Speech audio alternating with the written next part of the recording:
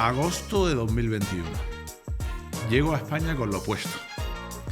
Compro una impresora en Wallapop.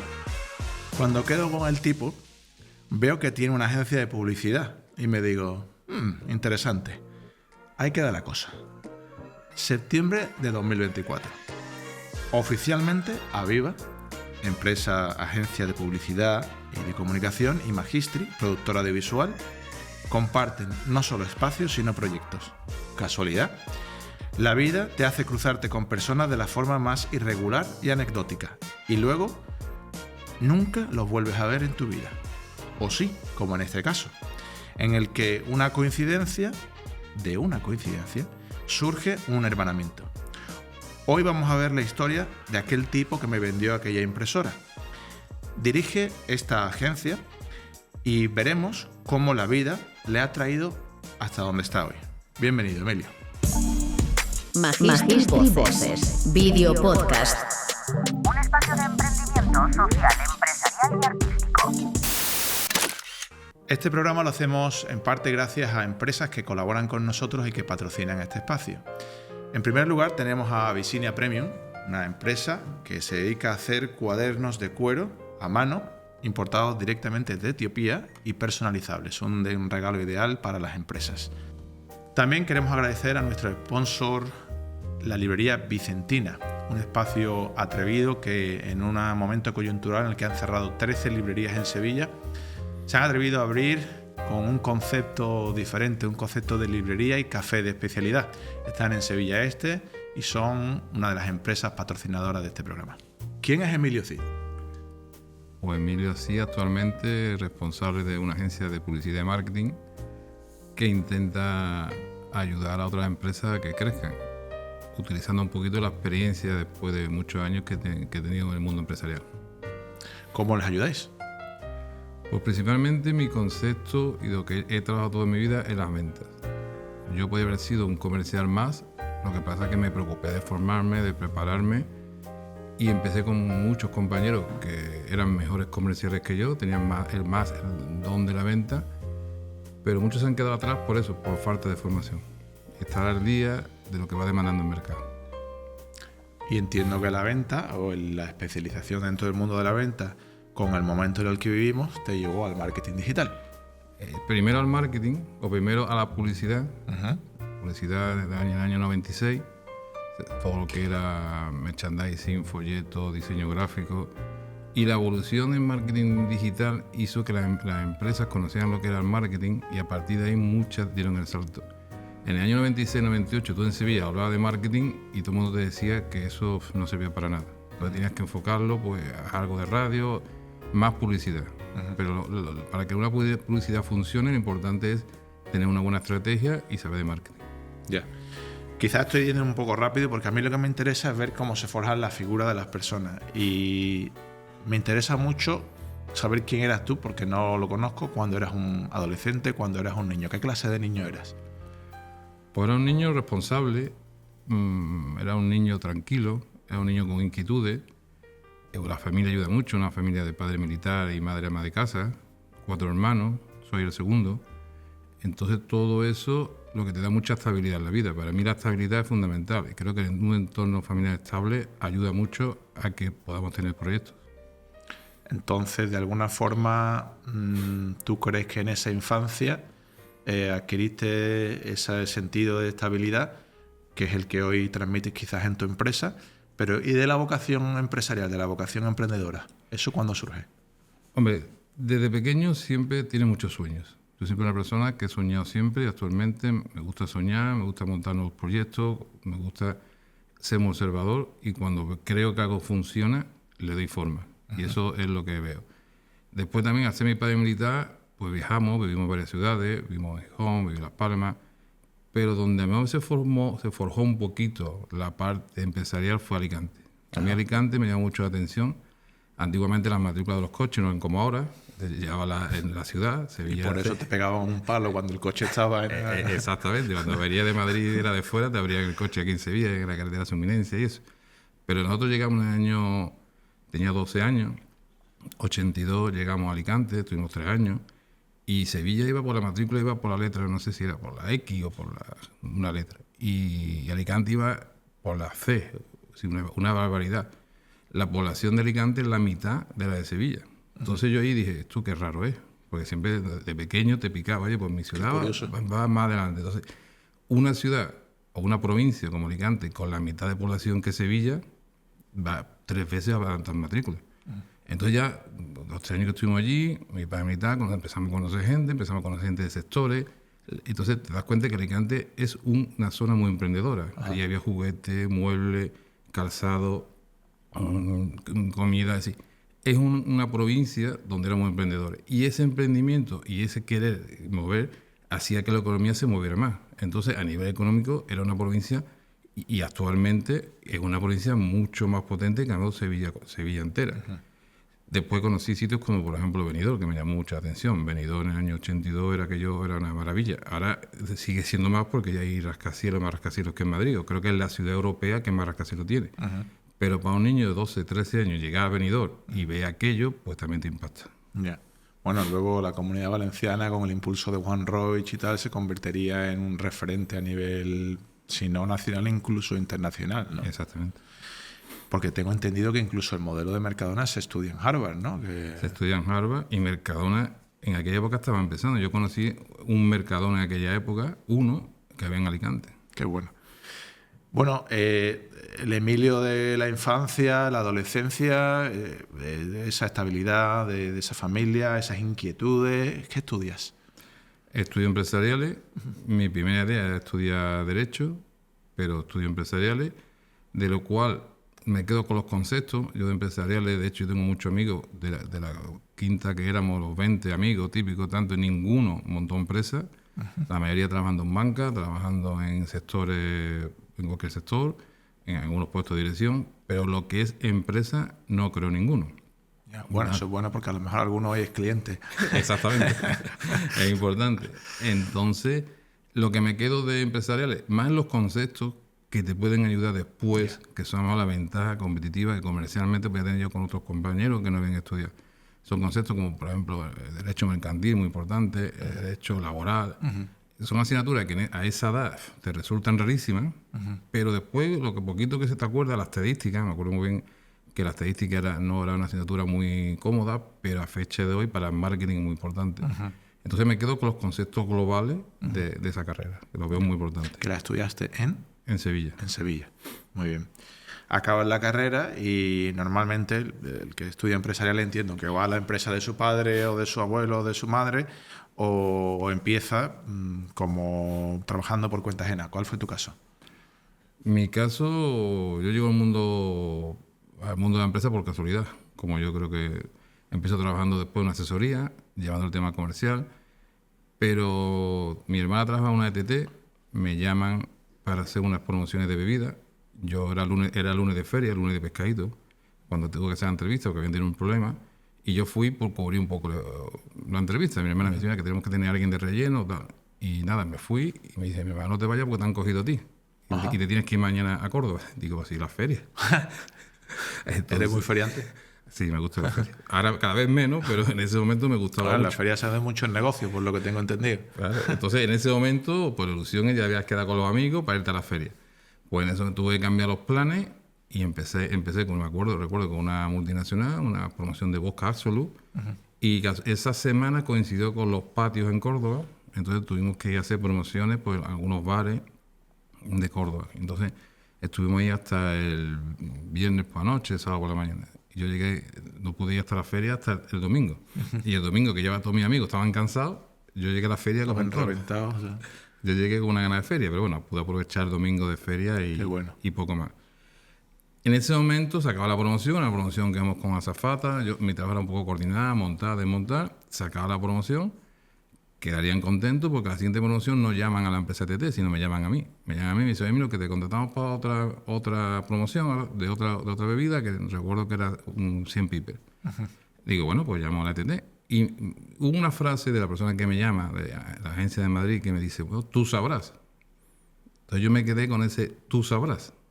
Y ahí pensé, O sea, hablé con la asesoría, hablé con ellos, si ellos querían ejercer de agencia, ejercieron de agencia, le di sus porcentajes, facturamos de la agencia y la promoción ya la hice yo, la empecé a hacer yo.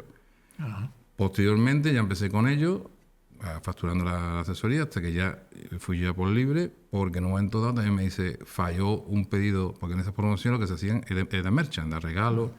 En una promoción falla el merchandising, fallan las camisetas, y me dicen, lo veis preocupado, y me dicen, es que no tenemos a nadie que haga camisetas, yo no había hecho una camiseta en mi vida. Uh-huh. Pero me dice, ¿tú eres capaz de hacer camisetas, 300 o 500 camisetas? Y digo, hombre, yo claro, yo he hecho muchas. No había hecho ninguna. Pero me busqué la vida, eso era un lunes, y el viernes o sábado, que era la promoción, tuve las camisetas preparadas. Las camisetas ahí impresas y se nota que Emilio tiene... Y ahí empecé un poco y mi relación con la publicidad, que yo no, en ningún momento... Yeah. Siempre me gustó tener empresas, pero no sabía de qué. Y ahí me definió en qué. Ajá. ¿Cuándo llegaría ese momento clave en tu, digamos, carrera o en tu etapa vital que dirías, yo voy a montar mi propia empresa? Pues no creo que hubo un momento, sino yo creo que fueron esos pasos uh-huh. que me fueron haciéndome adaptar, que uh-huh. yo creo que una de la importancia que tiene la vida, adaptar un poco a lo que te va viniendo. Uh-huh. Cuando te van viniendo las cosas, tienes que ir adaptándote, uh-huh. intentar llevar tu vida lo mejor posible, pero también ir tirando para adelante y cada día ir dando un paso para adelante. Entonces, y no quedarte solamente en decir no, sino siempre decir sí uh-huh. y después buscar la forma de hacerlo. Ya, yeah. Vale. Porque Aviva, tal y como la conocemos hoy, ¿surge en qué año? Bueno, tal como la conocemos hoy, no, porque Aviva ha ido evolucionando.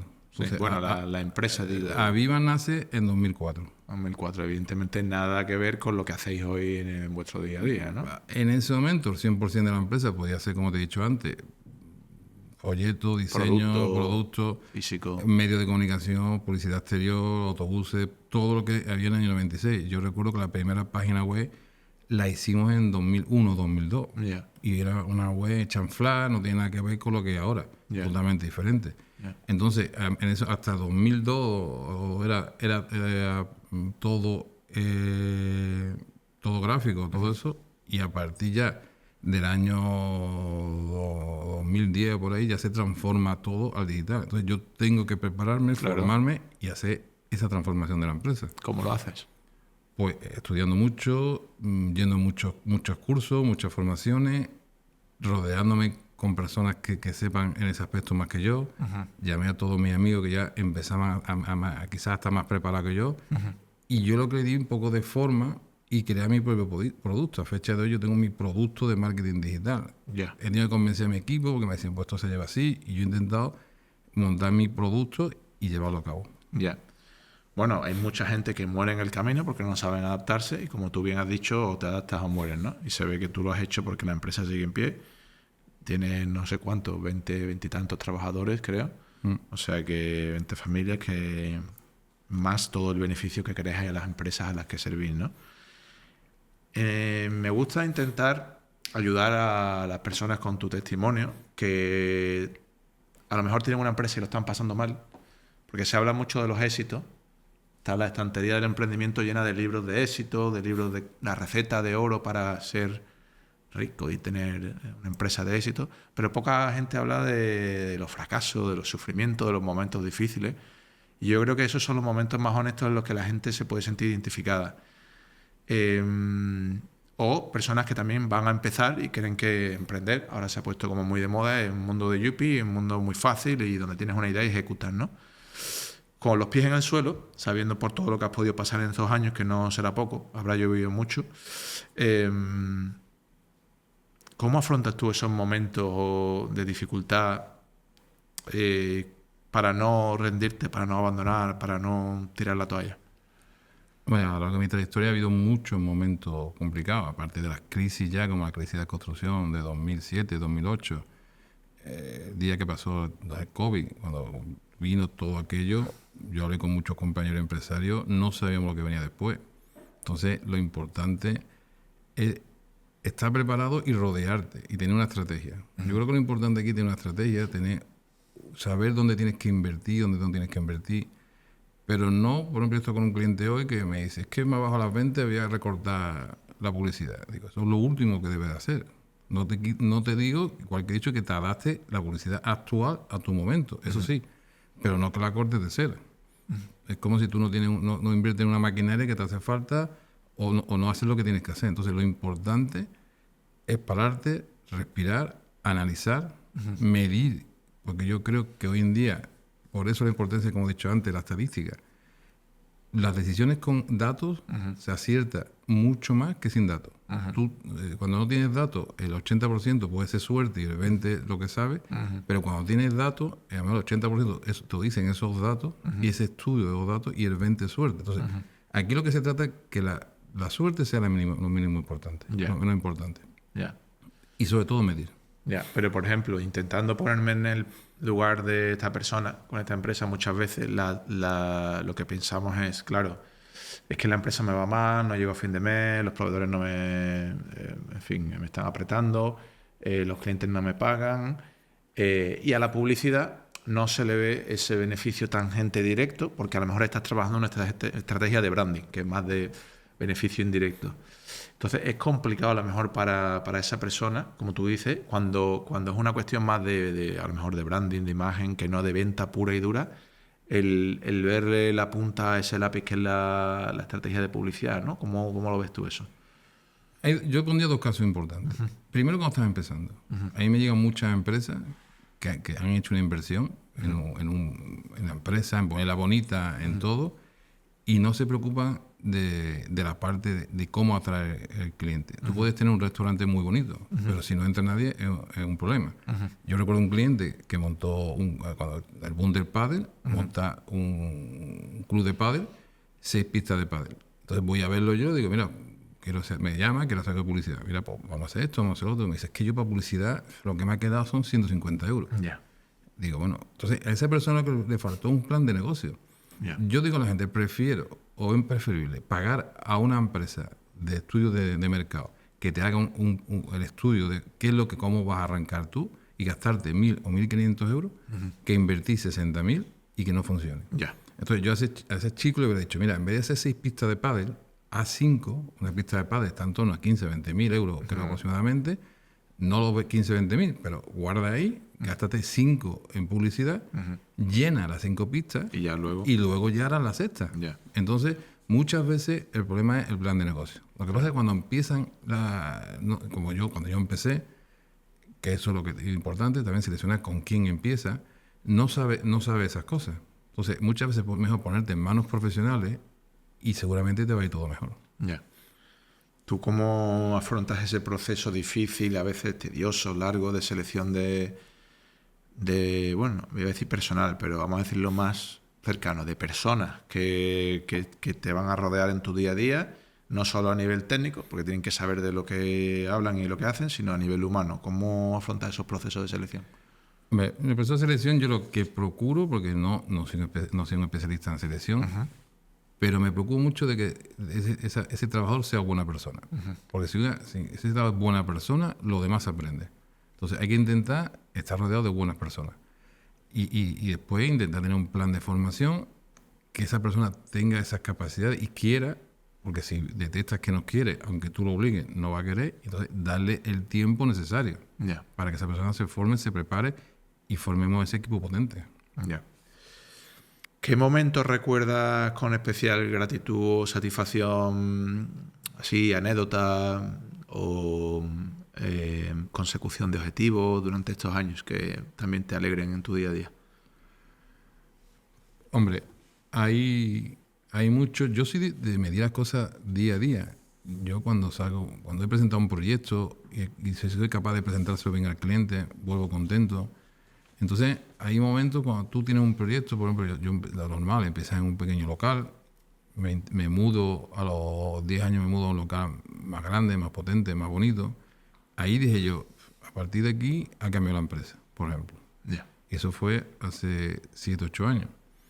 Y hace 2 años, como tú sabes, nos volvimos a mudar y estamos en las instalaciones que tenemos actuales, que yo creo que son instalaciones como yo quería, con el uso, con la facilidad, para que la gente trabaje cómoda y que trabaje a gusto. Entonces, cada vez que he dado ese salto, hay un riesgo, porque hay una inversión. Por ejemplo, la inversión de mudarnos aquí fue una inversión bastante alta. Pero después de 2 años, a fecha de hoy, se me olvida el préstamo que pago. Yeah. Y tengo 2. Yeah. Pero se pagan sin problema, porque yo me preocupo más de hacer bien las cosas que del dinero. Pero todo con un plan. Yeah. Yo creo que hay que tener un plan y saber dónde vamos. Y ponerte un objetivo a 1, Yeah. 2, 3, a corto y a largo plazo. También enseña la paciencia, ¿no? Que probablemente tú, el Emilio de hace X años, soñaba con este espacio, pero en ese momento no era posible y a base de trabajo, pues hoy, ¿no? Exactamente. Hoy en día creo que he cumplido muchos sueños. Quizá, ahora que tengo 54 años, hay personas que cumplen sus sueños antes. Pero yo lo he hecho poquito a poco. Y entonces yo creo que cuando haces las cosas poco a poco, son más sólidas. Sí. Y no se te va muchas veces la cabeza. Entonces yo sé animo lo que tengo. Sí, por eso lo decía, lo de la paciencia, porque ahí quizás has impulsado un poco por las redes esa imagen de que de la noche a la mañana puedes pegar el pelotazo, te puedes hacer rico, puedes crear una marca de ropa y de repente todo el mundo la lleva, pero la gente no es consciente de que en la mayoría de los casos esto es trabajo duro, paciencia y cosechar al final de un largo camino, ¿no? Que ha sido el ejemplo de tu caso, ¿no? Esto es día a día, rodearte, como he dicho antes, de gente que quiera ir de tu mano y tú de la mano de ellos. Que si no tienes un equipo, no hacemos nada. Ya. Desde que estamos juntos en el mismo espacio, para el que no lo sepa, pues estamos compartiendo espacios de instalaciones en Sevilla. Siempre te he visto rodeado de mucha gente.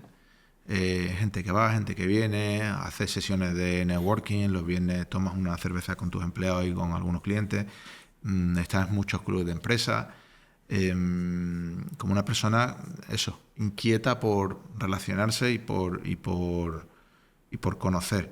¿Cómo afrontas tú, digamos, esta vertiente que no es tan de gestión del día a día del trabajo, sino es más, sí, de trabajo, pero es otro tipo de trabajo? ¿Cómo lo enfocas? Mira, en el tema del club de negocio, en el networking, empecé tarde. Yo aconsejo empezar en el club de negocio porque te da un contexto empresarial importante. Hace 5 o 6 años empecé en el club de negocio y yo creo que no hay que tener miedo a la competencia, sino que y a contar a lo mejor lo que estás haciendo. Creo que es bueno porque tú, cuando estás contando, a lo mejor otro se abre y también te da información. Entonces, estar en un contexto empresarial donde uno nos podamos ayudar a otro es fundamental.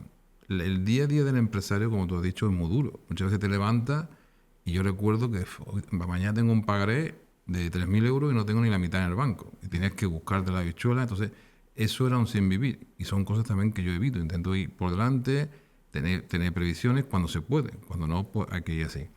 Y también ayudarnos. Ese networking te ayuda a conocer a otros empresarios con el mismo problema.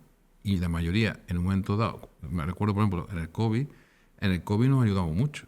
Oye, los pagos, llamaba siempre, si tú has creado una confianza, pues tú podías llamar a un proveedor, pues espérate, no te voy a pagar ahora, te voy a pagar mañana. El proveedor te decía, no, estoy fatal, bueno, pues entonces a ti te pago, llamas a otro, a mí no me importa. Entonces, esa confianza que creas tú a lo largo de tu vida es muy importante. Qué bueno. Bueno, intentaremos en la medida de lo posible acompañar en estos clubes de negocio, en estos networking. Lo que me lleva a la otra pregunta. ¿Cómo compaginas tú estas actividades que a veces se salen de lo que es un horario laboral clásico? Porque tienes que, en algunos clubes de negocio, levantarte muy temprano, en otros trasnochar o ir a cierta hora. Al final uno tiene una familia, tiene unos hijos, tiene una mujer. También la mujer puede ser emprendedora, empresaria. ¿Cómo concilias tú todo esto con tu familia y con tus hobbies y con tus otras actividades? A fecha de hoy, por eso quise también, me apunté a los clubes de negocio tarde. Tengo 2 niñas mayores, ya más de 20 años, y tienen su vida propia, pues una vive fuera.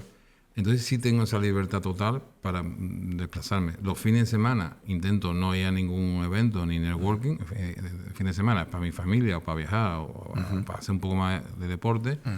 Pero sí intento ir 1 o 2 networking o tener reuniones con amigos, tener un one-to-one donde yo le puedo recomendar clientes míos, donde ese compañero me puede recomendar clientes. Entonces, no solamente son networking donde estamos 20, 30, 40 empresarios, sino también hacemos pequeñas reuniones one-to-one donde intercambiamos conocimientos o intercambiamos clientes. Entonces, yo eso sí lo veo muy importante. Qué bueno. Cuando hemos comentado antes, ¿no?, que ahí era una especie de halo de emprendimiento, muchos clústeres de emprendimiento y se insta el emprendimiento, pero a veces emprendemos sin tener una base sólida. Entonces tú has comentado tu trayectoria tanto a nivel de educación, lo que has hecho, tus estudios, como a nivel de trabajo, lo que has estado haciendo antes de montar tu propia empresa. Yo pregunto esto a casi todos los invitados que son empresarios.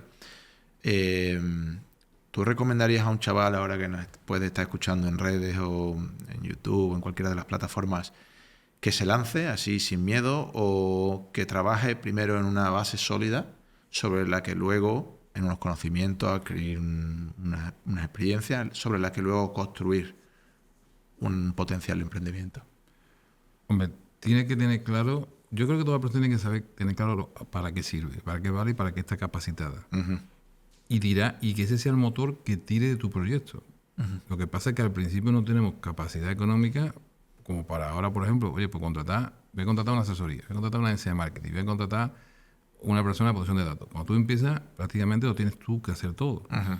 Entonces, en ese hacer tú todo es donde tú vas viendo para qué sirve, uh-huh, para qué estás capacitado. Uh-huh. Y ahí tú vas decidiendo. Y a medida que vas creciendo, vas seleccionando qué parte te quedas tú en hacer y qué vas delegando. Mira, yo en este caso no estoy capacitado para aconsejar. Yo he visto dos cosas. He visto personas que han tenido desde muy joven y qué es lo que querían en la vida y para qué valen.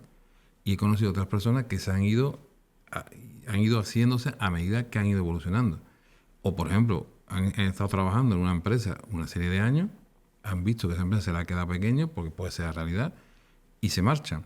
A mí, por ejemplo, eso no me preocupa. A mí me preocupa más, me da coraje que un trabajo se vaya a otra empresa que se vaya para emprender.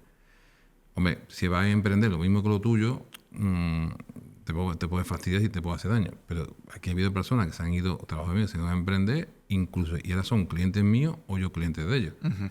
Es decir, que está eso, que tú tengas muy claro qué es lo que quieres hacer y tú tengas un proyecto, uh-huh, o que tú te des tu tiempo en tu vida, 2, 3, 10, y ahí dices tú, es el momento de dar salto. Yo no soy capaz de dar un consejo, cuál de las dos mejor, pero creo que las dos pueden ser buenas. Ya. Por lo que yo tengo entendido, que no sé si me equivoco, estamos viviendo un momento de florecimiento sobre todo el marketing digital, contenido en redes, hay bastante demanda y por tanto hay mucho trabajo que hacer. Quería preguntarte un poco por si eso en vuestra agencia lo estáis experimentando y cómo estáis afrontando la entrada de la inteligencia artificial, como una herramienta o como una amenaza. Si me puedes contar un poquito tu visión al respecto. Hombre, el marketing digital, como te dije, lleva ya varios años. Lo que pasa es que yo siempre digo que para realizar un buen marketing digital hay que tener una base importante de marketing. Yo tengo muchas empresas que me vienen de otras agencias porque le empiezan a publicar y no le han hecho un briefing y no le preguntan a qué se dedican.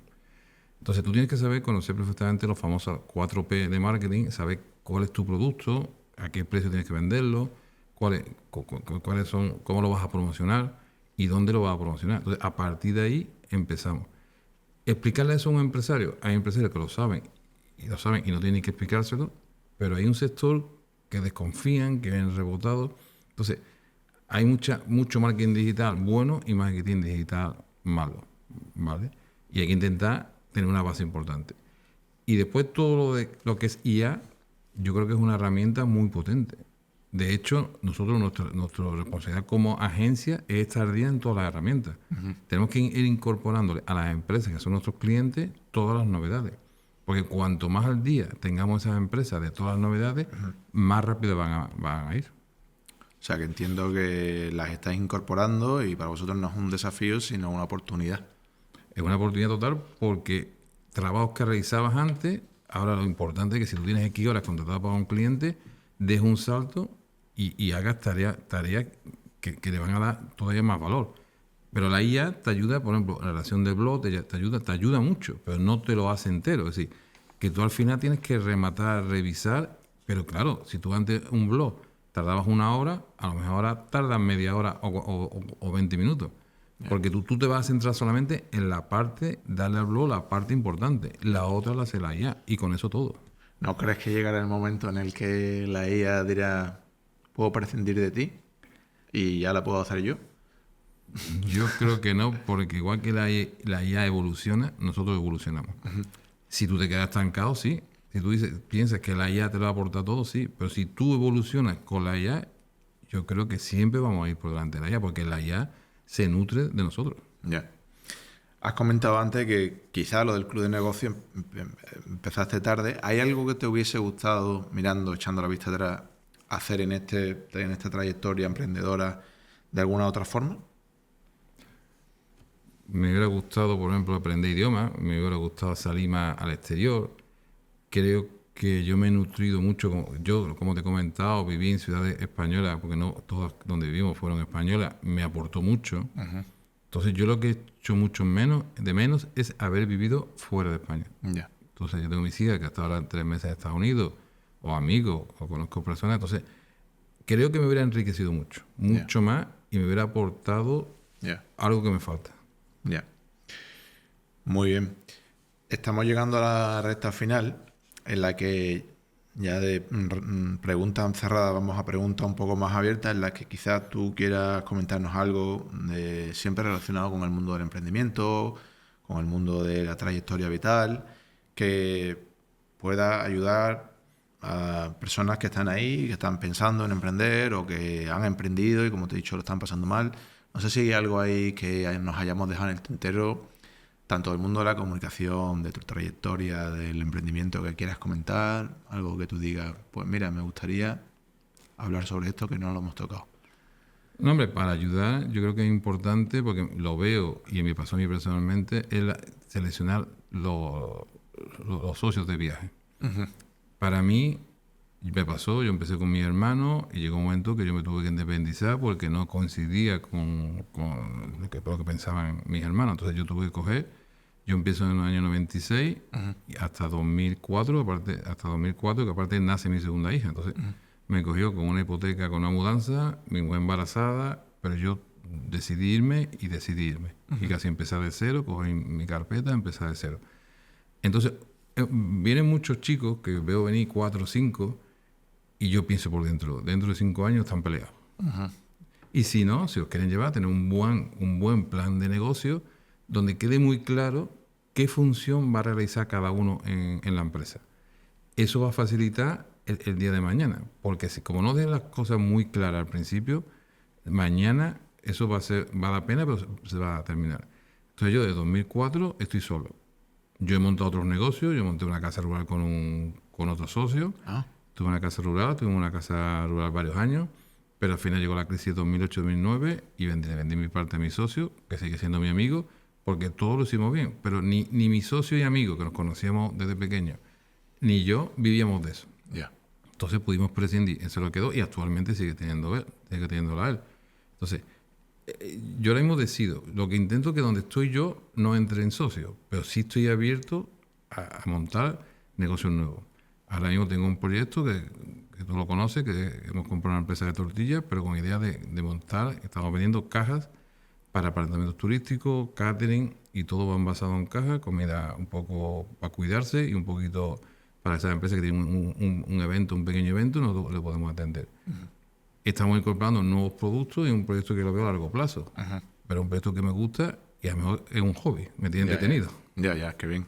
Está bien también hacer algo que te guste. Muy bien, hemos llegado a la recta final. Yo entiendo, sé, porque me lo has comentado cuando estuvimos hablando de la posibilidad de compartir espacio, que yo te veía con ganas de hacer cosas, de rodearte de gente, podía haber cierta complementariedad entre los trabajos que hacíamos, pero también veía un interés por crear riqueza aquí en el sur, por crear proyectos. ¿Eso es una misión personal o es...? Es una misión totalmente personal, pero que comparto con todo el mundo. A mí muchas veces me da pena que digan, oye, pues una agencia, voy a hacer un trabajo importante, voy a contratar una agencia de Barcelona. Muchos creativos de Barcelona son andaluces. Entonces, ¿Por qué pasa eso? Yo creo que en nuestra tierra, y por ejemplo que tiene Málaga, que lleva muchos años haciéndolo bien y empresarialmente va estupendamente, creo que lo importante es el contexto. Cuando tú estás en un contexto empresarial donde te facilitan la labor, donde tú ves que lo que vas haciendo va funcionando, y es lo que creo que falta en nuestra tierra, sobre todo en Sevilla. Entonces intento rodearme y montar un espacio, que es la idea que tuve yo, o mi sueño con este espacio, un espacio creativo, un espacio donde demos cabida a todas esas empresas que quieren crecer, porque además esa empresa en ese momento está falto de una parte, y los que estemos aquí funcionando le podemos facilitar las carencias que tenga, aparte de lo que esa empresa nos puede facilitar a nosotros. Entonces, si esa empresa entra en un ámbito, entra en un contexto donde todos vamos con idea de crecer, de mejorar y de hacer cosas bien hechas, yo creo que al final nos beneficiamos todos. Claro, tiene sentido. Bueno, pues yo creo que con esa misión, con ese objetivo, con ese deseo, vamos a ir cerrando el video podcast de hoy. Queremos agradecerte este rato que has estado con nosotros, con un par de detalles. El primero viene de la mano de uno de nuestros sponsors, que creo que ya conoce, que es Abyssinia Premium, que hace cuadernos de cuero a mano. Te dejo 2 para que elijas el color que más te guste, para ti, para tu hija, para tu mujer, ¿vale? Este es uno de los modelos que tengo yo aquí, por ejemplo, es recargable también. Este se me ha acabado, pero vamos a traer más. Y son preciosos y se ven que están bien elaborados. Sí, ese, por ejemplo, que has cogido, si me lo permites enseñarlo, estas son las iglesias de la Libela, que le llaman la 8ª maravilla del mundo. Son unas iglesias excavadas en piedra hacia abajo, de manera que en un macizo de roca empezaron a cavar, hicieron el cubo y luego hacia arriba dentro del cubo hay 11 iglesias comunicadas, y es una maravilla hecha en el siglo XII en Etiopía, y maravilloso para verlo en persona. Ese es el primer regalo. El segundo, pues me has pillado totalmente fuera de juego, porque el segundo viene de la mano de nuestro sponsor, la librería Vicentina, de la que te he mencionado antes, que están en Sevilla Este, que recomiendo a todo el mundo que vaya a tomarse un buen café. Y él pues nos da un libro que yo le pido en base a los libros que voy leyendo del emprendimiento. Pero claro, ahora, Emilio, con toda esta trayectoria, ¿qué libro no se habrá leído? Me lo pone muy difícil, pero me la voy a jugar a ver si tengo suerte, y si no, siempre puedo optar por otro. Escuchándote, me acordaba de la historia de un emprendedor que las pasó canutas, pero el tío siguió y empezó en el garaje, como tantos otros que empezaron en el garaje de su casa, viajó mucho por Japón, tal, y al final, no sé qué llevas puesto, pero la mitad del mundo lleva hoy sus zapatillas, que son las zapatillas de Nike. No sé si has leído Shoe Dog. No he leído. Bueno, pues este libro lo tengo tanto en inglés como en español, así que te lo haremos llegar, de Phil Knight. Es una joya, te lo regalamos por cortesía de Vicentina. Espero que lo disfrutes. Gracias. Y no, gracias a ti, Emilio. Son más de 10 personas, 10 y tantas, las que entran cada día por esa puerta, las mismas que salen. Salen a sus casas, a sus hogares, con sus sueldos, sus vidas, sus quehaceres, sus sueños. Este es el beneficio más directo de Aviva Publicidad. Pero ¿qué hay que decir de todos los clientes a los que servís? Aquellas cuyas acciones realizáis y que reportan beneficios tanto directos como indirectos. No sé si lo tienes cuantificado, pero más allá de los problemas a los que hemos mencionado, de los quebraderos de cabeza por los que pueda pasar cualquier emprendedor, los que supone gestionar una empresa, los trabajadores, los clientes, los proveedores, los préstamos, los pagos, espero al menos que te quede la sonrisa o la satisfacción de saber que has contribuido al ecosistema y de que mucha gente se está beneficiando por lo que has construido. Seguro que lo haces a menudo, y si no, si te queda alguna duda, hoy te pido por favor que cuando te acuestes, respires y duermas tranquilo. Disfruta del camino. Gracias, Emilio. Gracias a ti. Una producción de Magistri. Suscríbete y compártelo en redes.